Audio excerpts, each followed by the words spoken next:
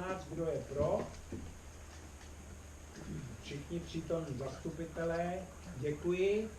A ten vlastně poslední bod, příspěvek na mateřskou školu pro paní Janouškovou.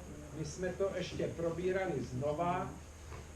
Paní Janoušková dostala nabídku na sehnali paní ředitelka jinou státní školku ve Zvánovicích. Oni to odmítli, zajistili si soukromou školku.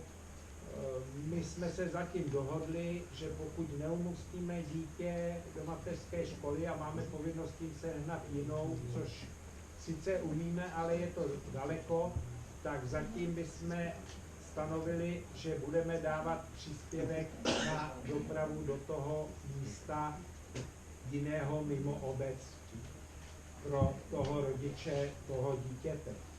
Pokud si vybere jinou soukromou, je to už složitější, protože samozřejmě pak je těžko říct, jakou si volí vzdálenost, jakou si volí kvalitu té soukromé školky a myslíme si, že by potom ta žádost měla být předána sociální komisi, školský sociální komisi, aby teda zjistila situaci toho žadatele a vyjádřila se, jakým způsobem ten příspěvek poskytnout.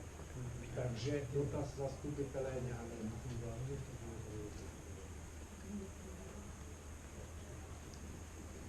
Ten příspěvek je v jaké výši? Na hlas, prosím. Ten příspěvek teďko je v jaké výši? Není žádné. To je obecně stanovené. Obecně jsme řekli, že bychom hradili, když se ženeme státní školku, že bychom hradili příspěvek na dopravu. Ten se bude odvíjet, kde ta školka bude. Protože samozřejmě, když to řeknu teoreticky, tak první volnou školku seženeme až v Ústí nad Labem. Jo? A no tak je, že jo, tak snažíme se sehnat, tohle bylo ve Vánovicích to místo, ale taky to není hned za rohem, že jo. Takže říkáme ano, my bychom poskytovali příspěvek na dopravu, když to bude ta státní mimo obec, a když to bude soukromá, tak ať to posoudí sociální komise. Já si myslím, že jako obec nemůžeme přispívat na soukromé školky, ten příspěvek na tu dopravu je samozřejmě taky hypotetický, protože jak říkáš o tom Ústí, to je stejně nereálné a tak dále. My hlavně musíme zajistit na co nejdřív přístavbu stávající naší školky, abychom byli schopni dostat našim povinnostem a zajistit dostupnost školských zařízení v obci.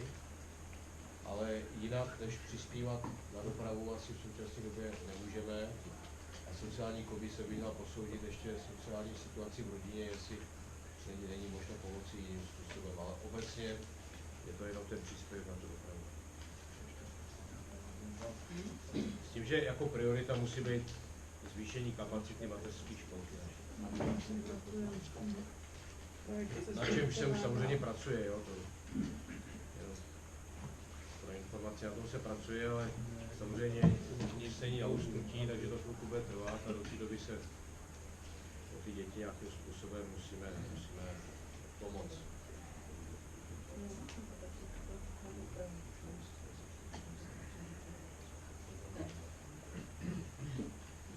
Tak, já budu tímto způsobem informovat žadatelku.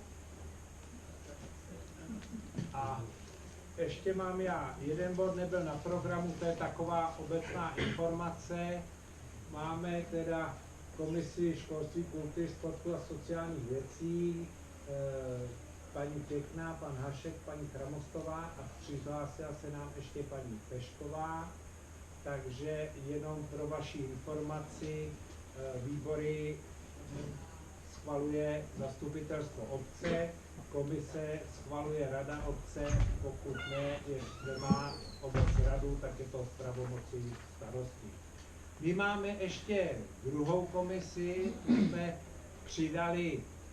přidali na web, my jsme nějak si ani neuvědomili, už při zpracování povodňového plánu jsme museli stanovit povodňovou komisi, máme ji, tak jsme ji teď aktualizovali.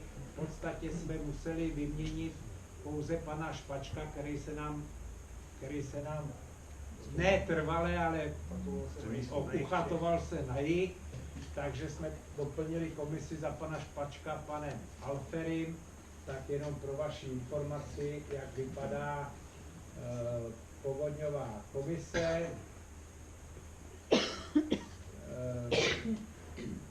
Já předseda, pan starosta zástupce, členové vlastně tam máme za Vidovice, za Lomnici, za Šešimi, pan Háček kvůli technice, kdyby jsme potřebovali samozřejmě, a úřad paní Faltová. Tak to pro vaši informaci, ale už je to na webu, neměli jsme jít. Prosím. Já tady vidím jeden zásadní nedostatek, protože občan, který jediný a nejvíc je dotčen povodněmi, je Standa Málek a není členem komise. Že jediná povodeň, která v není Kunicích problém. existuje, vždycky je to Standa Málek. No, Já si myslím, že bych ho tam donominoval. to se musíme zeptat, ne? Není, abych ho dotázal, ale to by měl být předseda možná, protože opravdu ta povodeň hrozí vždycky jenom jemu. Tak, teoreticky, když vynechám, že tam předseda zástupce, tak tam Kunice nemají No a vidíš to? zástupce. Standa Málek. Máš pravdu. Zeptáme se, není s tím asi problém. Tak, to je poslední bod, který jsem vám já chtěl říct a otvírám veřejnou rozpravu. Prosím, pardon. Než vypukne rozprava, já bych měla jenom 2 věci, které bych chtěla za kontrolní výbor.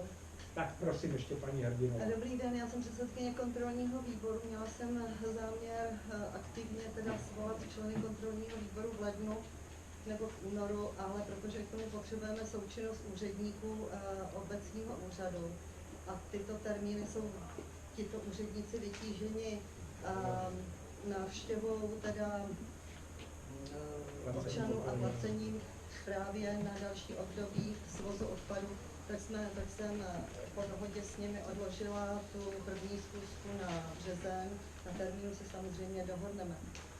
To je jedno sdělení. A druhé sdělení je, že bych ráda poděkovala panu starostovi, panu místostarostovi Konopáčovi za spolupráci. Podařilo se nám v Dolní Lomnici ozdobit vánoční stromek. Jsme moc rádi, že to tam na nové otočce momentálně je osvíceno. Myslím si, že snad se to občanům líbí. Samozřejmě se na tom podíleli i naši sousedé, nevím, jestli by chtěli být jmenováni, nicméně oni vědí, ti, kteří se na tom podíleli, že o koho jde. Takže tímto děkuji všem sousedům i obci. Děkuji, to je všechno. Takže děkuji a otvírám veřejnou rozpravu. Tak jestli můžu jen krátce, Pan Šach, prosím. krátká informace nebo doplnění k obecnímu webu.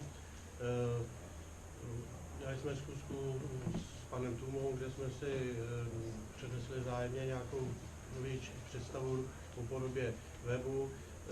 Asi bych hodně v krátkosti řekl, že jsme se víceméně sešli na nějakých úpravách. V současné době je poptaná firma Galileo, která je webmasterem našich stránek a jsou na tahu a měli by současně dodat nějaké návrhy, respektive cenové návrhy pro vložení modulů, kterými bychom to doplnili. Potom teda samozřejmě obecně bude doplněné ještě o další body, mimo jiné kontaktních údajích, a to by asi mohlo zajímat občany, v kontaktních údajích budou doplněny e-mailové adresy na všechny zastupitele přímý, to znamená, bude možnost se obrátit na jednotlivé zastupitele jednotlivě. Bude to uveřejnění samozřejmě a jinak to bude samozřejmě v jednoduchém formátu příjmení, zavináč a na doméně konice.cz. Takže toto tam bude doplněný. To asi teď krátká informace stačí. Já bych ještě chtěla tady panu Šachovi a celému spolku Děti Kuník poděkovat za včerejší krásnou krásně zorganizovanou oslavu prvního adventu, kde jsme se školkou i se školou zpívali teda nějaké koledy, spolek zorganizoval občerstvení a myslím, že i přes ten hrozný déšť to byl, že se to povedlo a že doufám, že z toho mají všichni hezký zážitek. Osobně bych jen doplnil, že je úžasný, že je ten strom při sjezdu do Kunic v té proluce nádherně vidět i s tou hvězdou nahoře, jako to je pěkný. Já akorát tady jsme u toho stromku, já jsem teda něco psal na zastupitele, ale se to někde ztratilo ve spamu asi, ale v podstatě, když jsem dobře pochopil, tak každoroční výzdoba toho stromečku bude stát orientačně, to jste psali? Prosím? Orientačně, každoročně výzdoba toho stromečku bude, co jste psal, pane starosto? Ta vysvětlím.